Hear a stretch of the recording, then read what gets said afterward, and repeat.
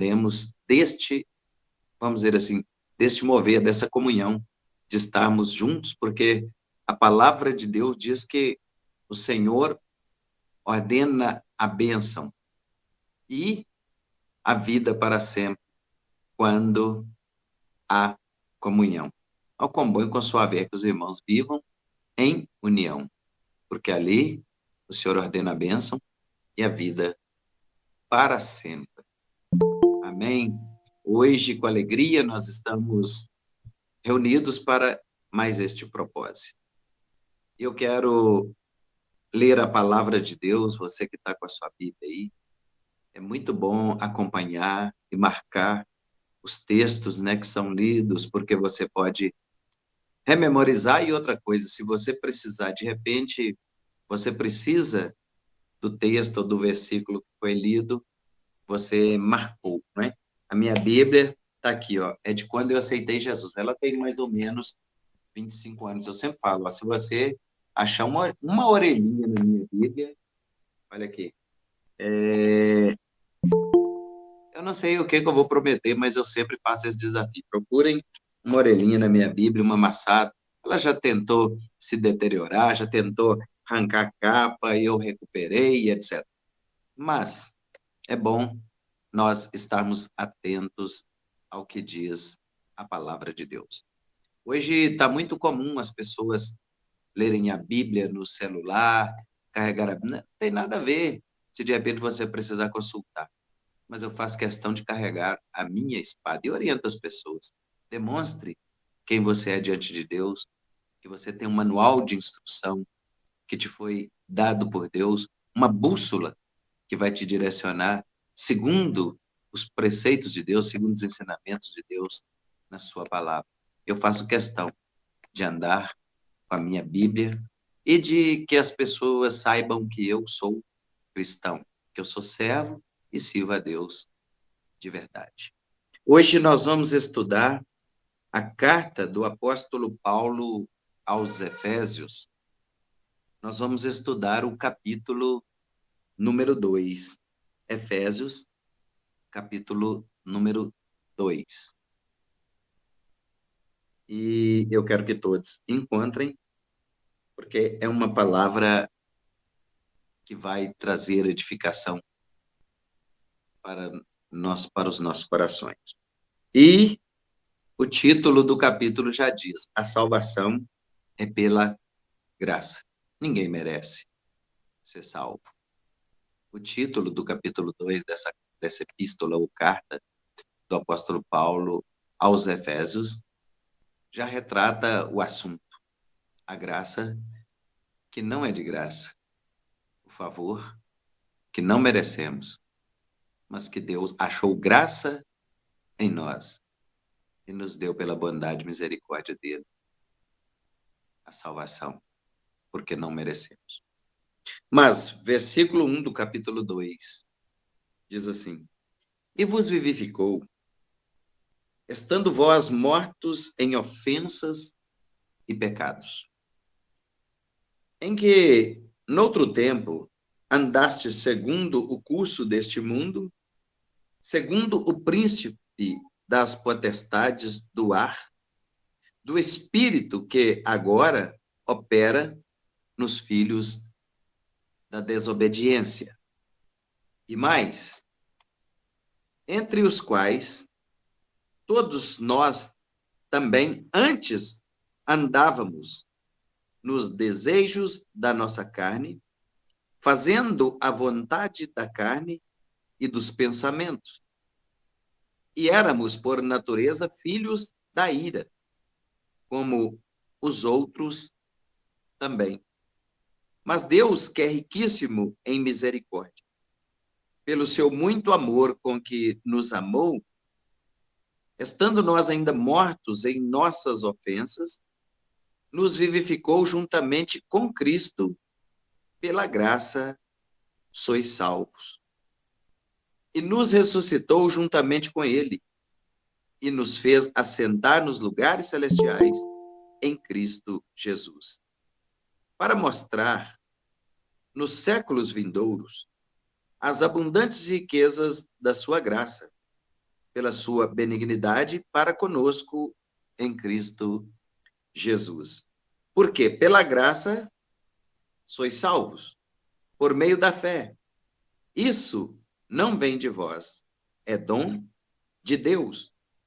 Não vem de obras, para que ninguém se glorie, porque somos feitura sua, criados em Cristo Jesus para as boas obras, as quais Deus preparou para que andássemos nela.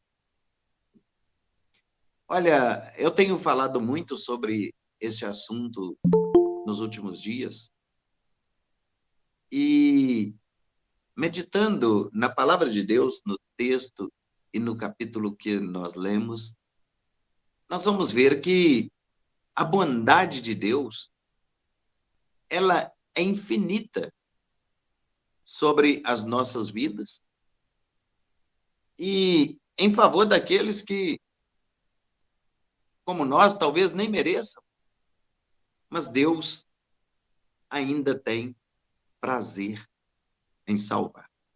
Hoje é o assunto que nós vamos falarmos. Mas antes vamos orar.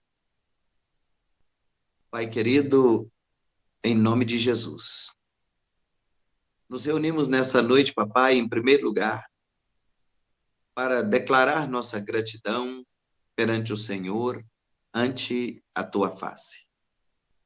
Papai, somos gratos, eternamente gratos por tudo que tens feito em nosso favor. Meu Deus, em o nome santo, Pai, do teu Filho amado Jesus, não somos nada, somos pó e cinza. Por isso a tua palavra já diz que pela graça nós somos salvos. Isso não vem de nós, mas é dom do Senhor. Então, meu Deus, em nome de Jesus, que nesta noite, papai, nós possamos ser alcançados em todo o nosso ser. Que nós possamos, papai, aprendermos mais do Senhor e da sua palavra.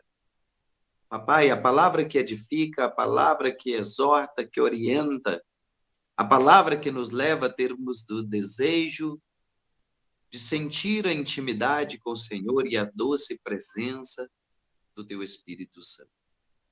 Então, papai, em nome de Jesus, fica conosco nesta noite. Que o Senhor seja cura para o nosso ser. Que o Senhor, papai, venha nos curar nessa noite. Que o Senhor venha nos direcionar e nos mostrar o caminho da excelência. Papai, que nada, absolutamente nada, nos tire dessa doce e maravilhosa presença. Então, papai, aconteça o que houver, que acontecer, haja o que houver, o Senhor será conosco na nossa jornada, nas jornadas da vida, porque assim o Senhor quer. Então, papai, fica conosco nesta noite e nos dê a graça. Nos dê a bondade infinita e a misericórdia, como o Senhor tem estendido a nós. Fica conosco, fala conosco, nos traga a palavra rema, a revelação da sua palavra, porque assim todos nós seremos curados, libertos e transformados para a glória do seu santo nome. Amém. Glória a Deus. Olha, eu tenho medo, muito medo, e me preocupo muito com uma palavra que está registrado no livro do profeta Amós, no capítulo 8, no versículo número 11.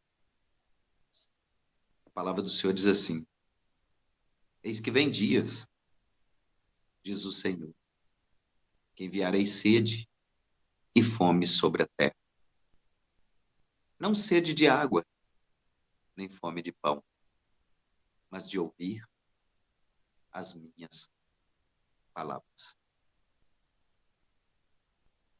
Eu fiz um atendimento alguns dias atrás em uma casa para uma família.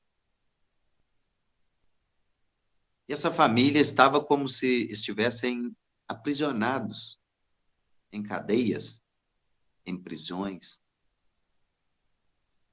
porque, na verdade, eles não estavam em pecado, eles não estavam cometendo nada que pudesse prejudicá-los, assim, digamos, ou que fosse motivo de escândalo ou de envergonhá-los, mas perderam a conexão, perderam o contato e a intimidade.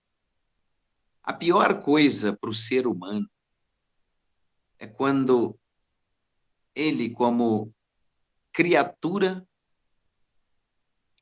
deixa de ser criatura, passa a ser filho e se afasta do seu pai.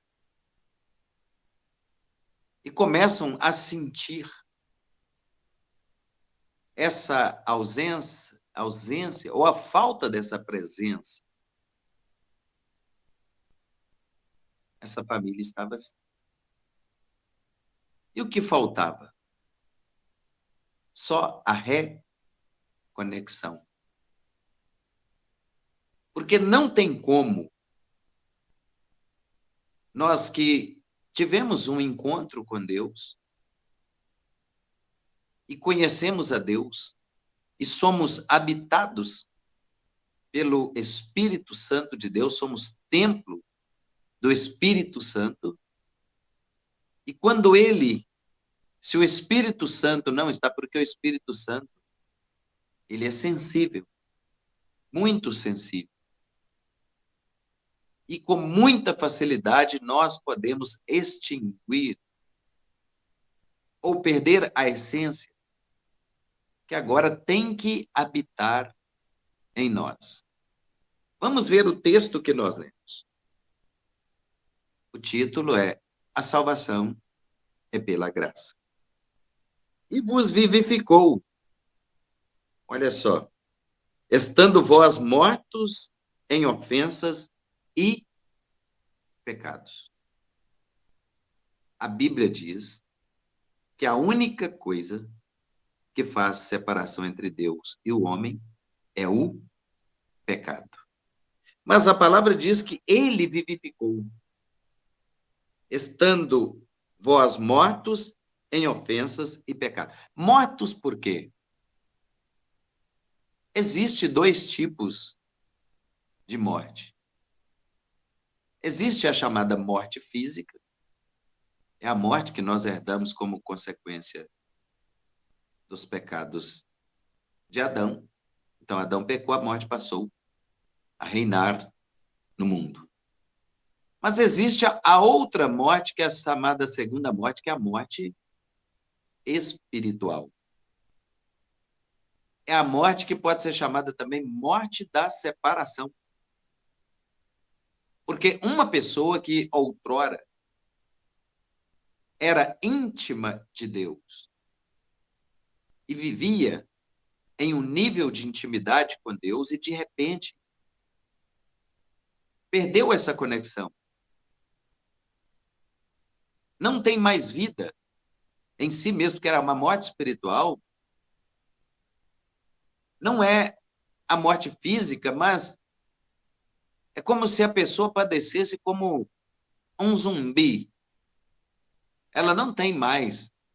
A pessoa não tem mais, digamos, certeza do que vive, do que quer viver, para onde quer ir e para onde está indo. Isso é terrível. Mas a palavra diz assim: e vos vivificou, estando vós mortos em ofensas e pecados. Quando Deus fala isso, a palavra diz que ele nos tirou do charco, que ele nos tirou estando mortos em ofensas e pecados, mesmo assim ele nos vivifica. Quando ainda não tivemos um encontro genuíno, um encontro legítimo, um encontro verdadeiro com Deus. Então, o dia que nós o encontramos, o dia que nós temos um encontro com ele, vamos chamar isso a coisa que nós temos que lutar muito. É para não perdermos a essência do primeiro amor. Isso é triste, porque muitas vezes, às vezes eu comento aqui em casa, quando nós éramos isso aqui, ó, antes de sermos vivificados, nós estávamos mortos, talvez não entendendo ou não sabendo nada, porque nascemos e fomos doutrinados, talvez da forma errada, e não tínhamos certeza de nada, nem direção, mas vivíamos segundo fomos doutrinados. Mas o dia que temos o encontro com Cristo, a palavra está dizendo aqui que ele nos vivificou. E agora, esse vivificar, estando vós mortos em ofensas e pecados, este vivificou significa ele nos libertou, nos deu vida, nos transformou, fez de nós novas criaturas para que pudéssemos andar em novidade de vida. Aí eu estava falando sobre o primeiro amor. O que é o primeiro amor? É a euforia. Isso nós temos que ter muito cuidado com isso. Não é o cuidado com a euforia, não é o cuidado com a alegria do primeiro amor, com o desejo de servir, com o desejo de fazer, com o desejo de intimidade. Não. O cuidado para não perder isso. Coisa terrível é quando nós temos que pregar, ministrar e orientar pessoas a voltarem ao primeiro amor. Eu ministro muito sobre isso e chamo a atenção de todos nós que estamos aqui, que já tivemos um encontro com Deus, que já tivemos experiência, já vivemos milagres de Deus, já vivemos as maravilhas de Deus, e de repente, mentoreados por uma mentoria estranha. O que é isso? Outra influência que não seja a palavra de Deus e que nos leva a crer em outras coisas ou colocar em dúvida o que Deus fala na sua palavra. Aí nós corremos o risco de perder aquela alegria de sentir a presença do Espírito Santo. Muitos chamam isso de primeiro amor. Mas quando a pessoa experimenta um esfriamento e começa a achar que tudo é normal, isso é um perigo, porque é o risco da perdição eterna, da perda da salvação. Acontece que muitas pessoas nos dias de hoje têm incorrido nessa situação que podemos chamar de tempo da apostasia. Tempo em que as pessoas se tornam apóstatas, ou seja, deixam de crer, de ter fé e de acreditar nos milagres de Deus.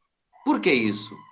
Já experimentaram milagres, já viveram milagres, já viram os feitos de Deus, as maravilhas de Deus, mas outro mentor, outra mentoria vem sobre a vida dessa pessoa. E ela começa a colocar em dúvida aquilo que Deus fez, ou aquilo que Deus está fazendo ou fará. E a palavra vai dizer o quê? Esse primeiro amor, nós deveríamos lutar para nunca perdê-lo, mas lutar sempre e muito mais ainda para que o nível de intimidade seja aumentado. Hoje é comum, quando alguém está muito eufórico, orando, quando alguém está orando em línguas estranhas, batizado no Espírito Santo, sendo usado, né, recebendo dons, e de repente alguém fala assim, ele está no primeiro amor. Aí entra a parte que nós podemos ser envergonhados. Em que nível nós deveríamos estar no que diz respeito à intimidade, ao amor de Deus, ao cuidado de Deus, à proteção de Deus, aos livramentos que Deus dá e à fé que nós temos em Deus. O cuidado para que esse primeiro amor jamais seja retirado. Na verdade, ele não é retirado. Somos nós que o deletamos, quando nós permitimos que ele se esvaia de nós. Mas o versículo 2 diz assim: em que, noutro tempo, andastes segundo o curso deste mundo, segundo o príncipe das potestades do ar. O que é príncipe das potestades do ar? Em que, noutro tempo, andaste segundo o curso deste mundo. Ou seja, andamos segundo as doutrinas do mundo. E se fomos doutrinados assim, fomos doutrinados, vamos dizer, por doutrinas pagãos, por costumes que às vezes não eram lícitos, mas que todos praticavam e automaticamente entramos nisso, até conhecermos a palavra de Deus, né? Nós andamos segundo as doutrinas pagãs ou as doutrinas deste mundo. Segundo o príncipe das potestades do ar. O que é isso? Potestades são dominações, são entidades malignas que, olha só, que pairam no ar, nas regiões celestiais, porque isso obedece hierarquia, níveis, né? Tronos, dominações, principados, potestades, e assim vai. Principados. O principado é uma entidade que rege regiões celestiais de um território, de uma cidade, de um estado, até de um distrito, de um estado, de um país, de uma nação ou de nações, conforme lhe é entregado. E de acordo, né, vamos entender isso de que forma? De acordo com o país, alguém entrega a uma entidade para ser, muitos chamam de padroeiro. Olha só para você ver, ou padroeira. Então, quer dizer, essa entidade vai reger as regiões celestiais e aqueles que, segundo a palavra, quando nós lemos aqui, estando vós mortos em ofensas e pecados, em que no tempo andar segundo o curso deste mundo. Então, nós fomos doutrinados para crermos e depositar nossa confiança, nossa fé em tronos, dominações, principados ou potestades, como a palavra está dizendo aqui, do ar. Ou seja, aquilo que domina as regiões celestiais de um território. E nós fomos doutrinados assim. Para quê? Para que nós tirássemos a nossa crença, a nossa fé no poder sobrenatural de Deus e declararmos a alguém que, de repente, foi colocado, foi dado a ele por legalidade as regiões celestiais de um lugar e todos agora vão se voltar para a idolatria. O que significa isso? Ido quer dizer culto, e latria quer dizer imagem. Idolatria quer dizer culto à imagem.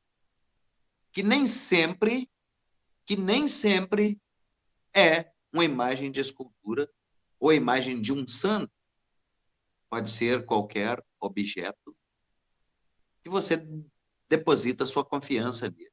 Pode ser o seu dinheiro, pode ser até o seu filho, a pessoa que tudo que você colocar em primeiro lugar na sua vida, antes de Deus, pode ser chamado de ídolo, quer dizer culto, e latria, quer dizer imagem.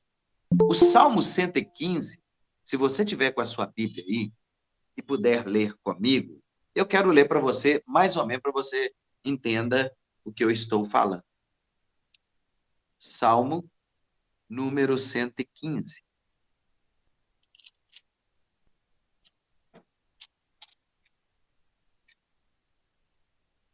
O Salmo 115, no versículo número 4. Olha só o que diz o título do Salmo.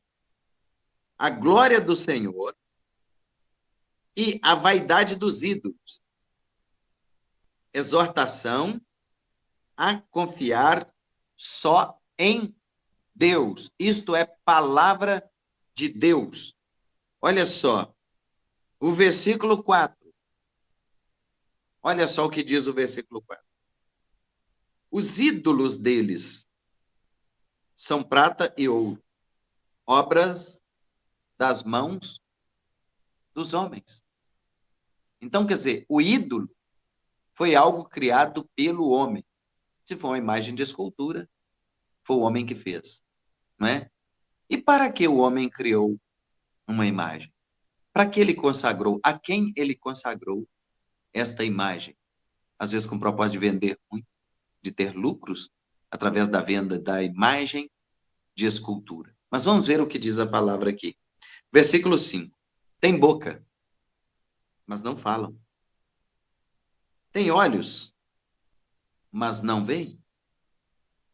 Tem ouvidos, mas não ouvem. Nariz tem, mas não cheiram. Tem mãos, mas não apalpam. Tem pés, mas não andam. Nem som algum sai da sua garganta. Olha só em que, segundo a palavra de Deus, nós estamos depositando nossa confiança. Agora, olha o que a palavra fala para nós no versículo 8.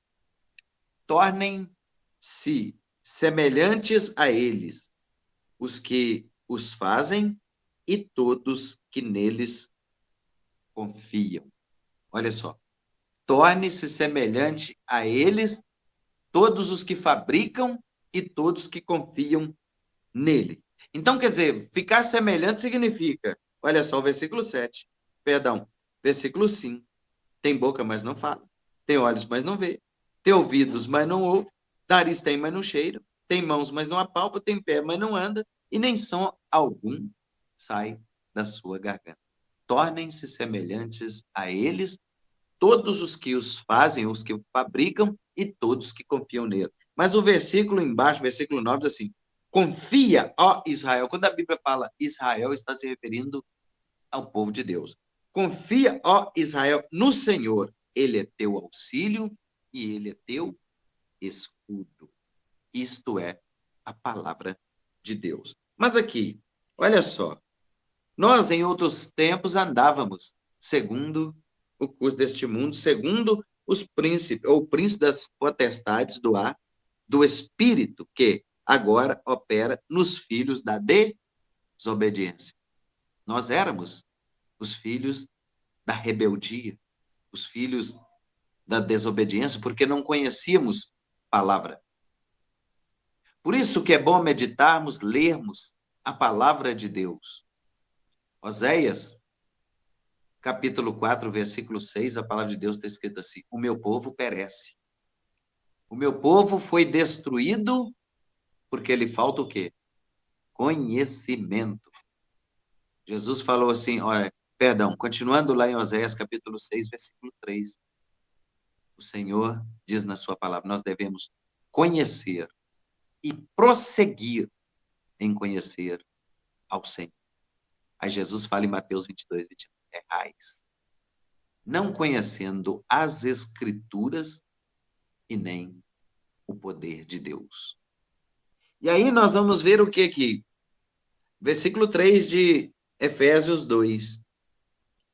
Entre os quais todos nós também antes andávamos nos desejos da nossa carne.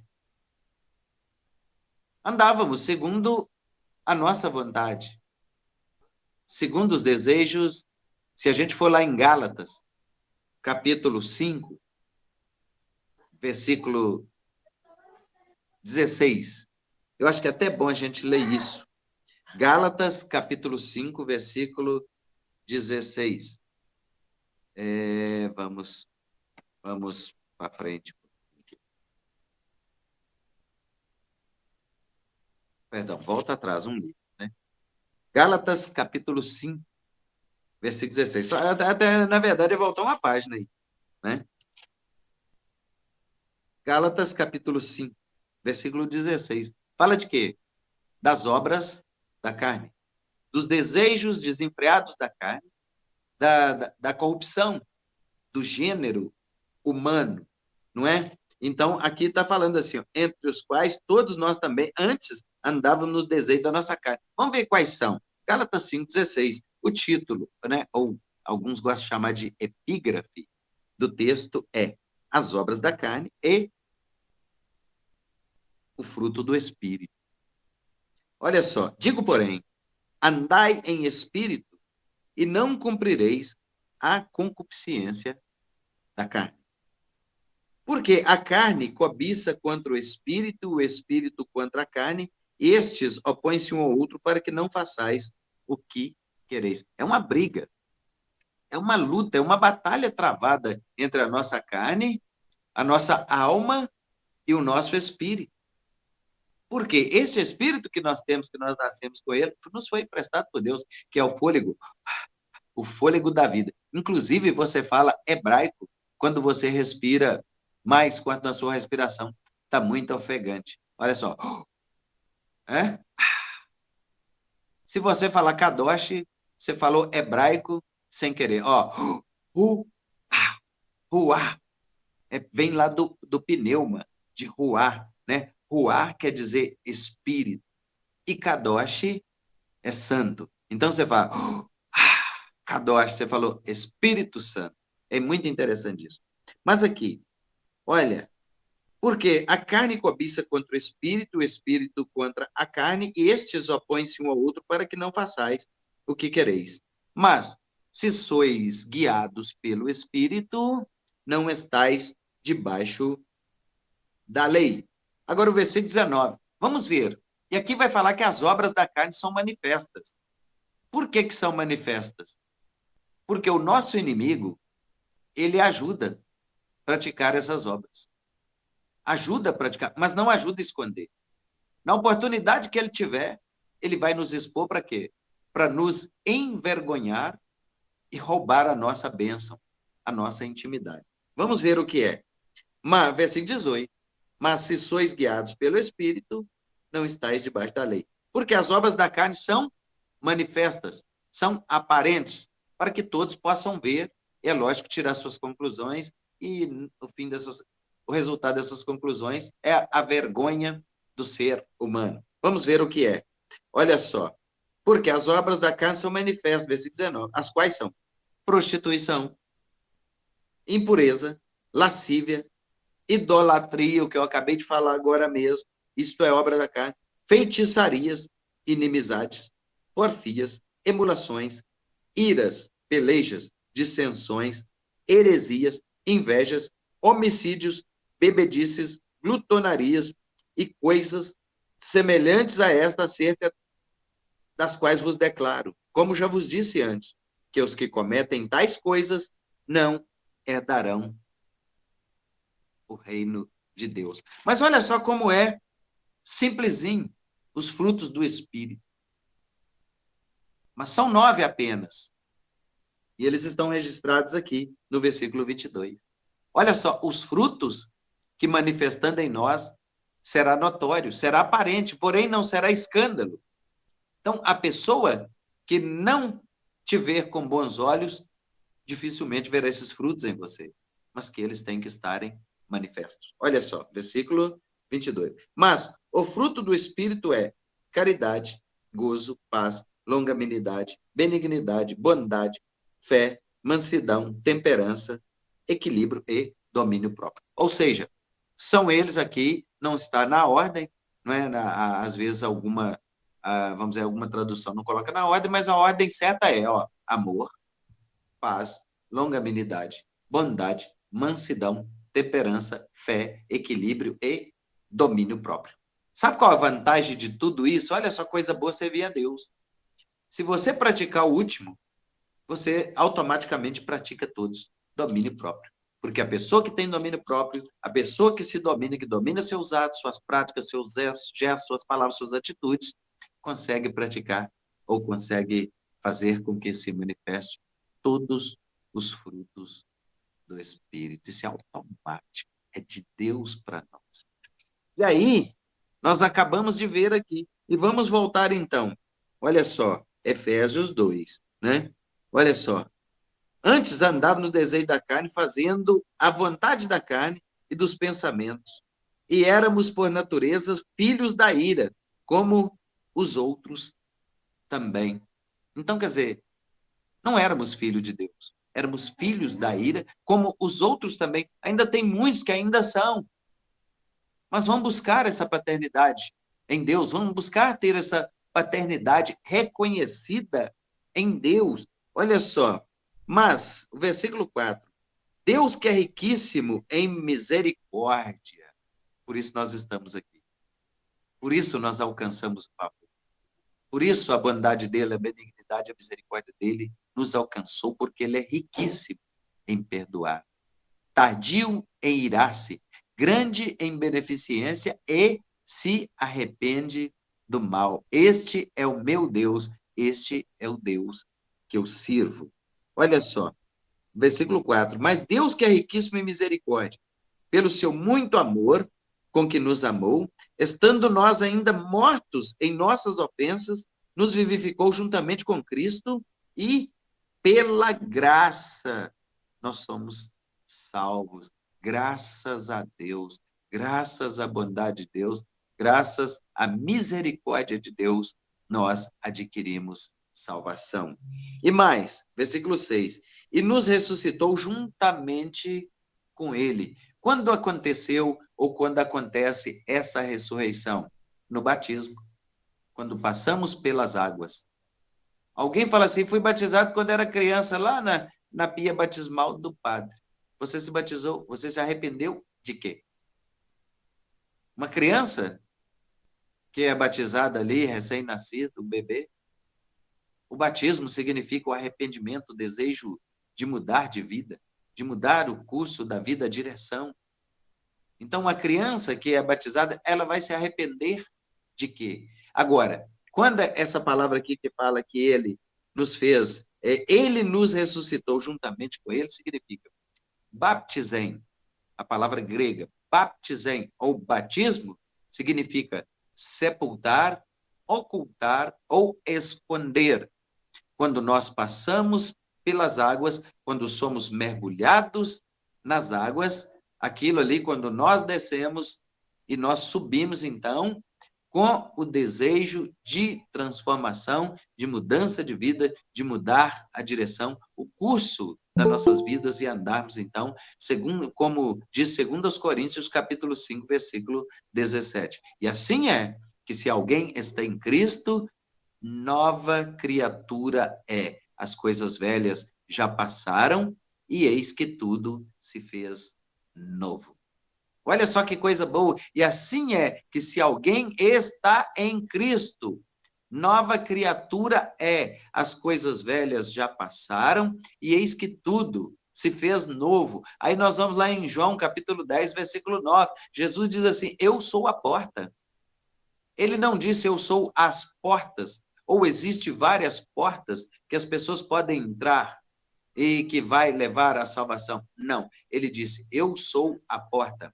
E se alguém entrar por mim, salvar-se-á, e entrará e sairá e achará pastagens. Aí entra a parte do nosso adversário que ele se referiu. E ele disse: o ladrão não vence, não. Versículo 10 de João 9. Ele disse, João 10, 10 agora. Ele disse: o ladrão não vem senão a roubar, a matar e a destruir. Mas ele diz: mas eu vim para que tenham vida e a tenham em abundância. É para isso que Jesus veio. É para isso que ele morreu na cruz. É para isso que ele se entregou. É para isso que ele foi levado como ovelha muda ao matadouro, como ovelha muda perante os seus tosqueadores. Ele não abriu a sua boca, porque ele sabia que estava em jogo o destino da humanidade, ele sabia que estava em jogo a minha salvação e a sua salvação. E hoje, né, de glória em glória, hoje nós vamos vivendo segundo as instruções de Deus na sua palavra e pela graça, como nós lemos aqui, pela graça, bondade infinita e misericórdia de Deus, nós somos salvos. Por essa bondade, nós somos salvos. E mais do que isso, olha só, né? E versículo 6, vou repetir um trechinho aqui. E nos ressuscitou juntamente com ele e nos fez assentar nos lugares celestiais em Cristo Jesus. Mas João 16, o que Jesus disse? Não se turbe o vosso coração. Crede em Deus e também em mim. Na casa de meu pai há muitas moradas. Se não fosse assim, eu não teria dito, vou preparar-vos um lugar. Mas eu virei e vos levarei para mim mesmo. Mas conheceis o caminho para onde eu vou. Eu sou o caminho, a verdade e a vida. Ninguém vem ao Pai a não ser por mim. Em verdade eu vos digo que eu vou para o Pai, mas aquele que crê em mim, obras maiores fará. Se nós cremos em Jesus, não só faremos as obras que ele fez, mas as faremos maiores ainda. Ele diz, vocês as farão maiores ainda, porque eu vou para o meu Pai. E quando eu chegar lá, eu vou enviar o Consolador. É o Consolador que vai mostrar a vocês o juízo, a verdade, a justiça. Ele vai mostrar para vocês. Ele vai convencer o homem do juízo, da justiça, né, e do pecado. Ele disse, o Consolador viria para fazer essa transformação na minha e na sua vida. E nós iríamos, então, sermos reconhecidos por Deus, por tudo que nós fizemos, não por obras, como nós estamos chegando aqui, olha só. Versículo 7, né? Para mostrar nos séculos vindouros as abundantes riquezas da sua graça, pela sua benignidade para conosco em Cristo Jesus. Por quê? Pela graça, nós somos salvos. Por meio da fé. Se não tiver fé, não seremos salvos. Por que ele disse isso? Porque às vezes tem gente que tem fé e não tem como fazer obra. Se não fizer obra só com a fé, como é que vai fazer? Tem gente que tem como fazer obra, mas não tem fé. Como vai fazer então? Mas aí ele disse, olha só, por meio da graça sois salvos, por meio da fé. Isso não vem de vós, é dom de Deus. É o dom que Deus dá a cada um de nós.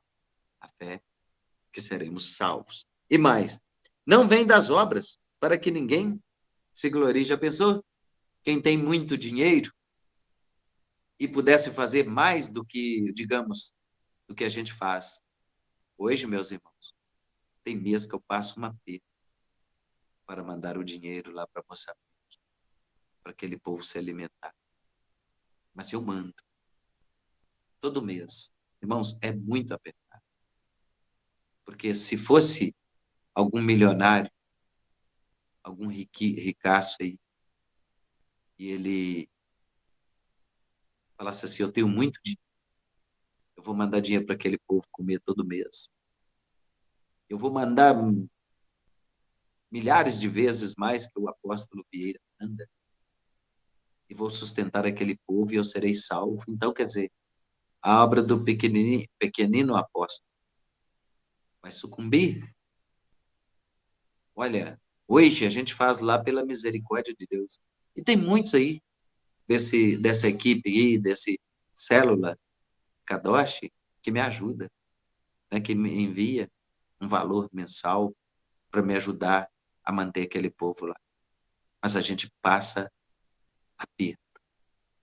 E eles dependem até de comer. E de comer, de manter tudo que mantém lá. Agora, se surgisse alguém aí, bilionário, e falasse, eu vou assumir aquilo lá, e eles podem deixar o apóstolo de lado, que agora sou eu que vou pagar tudo e eu serei salvo. Então eu perderia minha salvação por não ter condição de fazer mais do que eu tenho vontade de fazer para aquele povo. Aí entra o quê?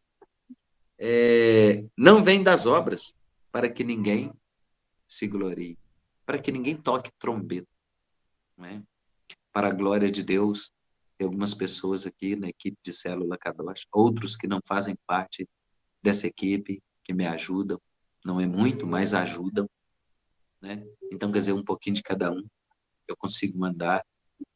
Não é o que eu gostaria de mandar, mas eu consigo mandar todo mês um valor. Nunca faltou, nunca faltou. A gente sempre tá em obras lá, mexendo com o telhado, e tudo fica tudo muito caro, mas a gente tem tentado. Eu não tenho deixado a obra parar.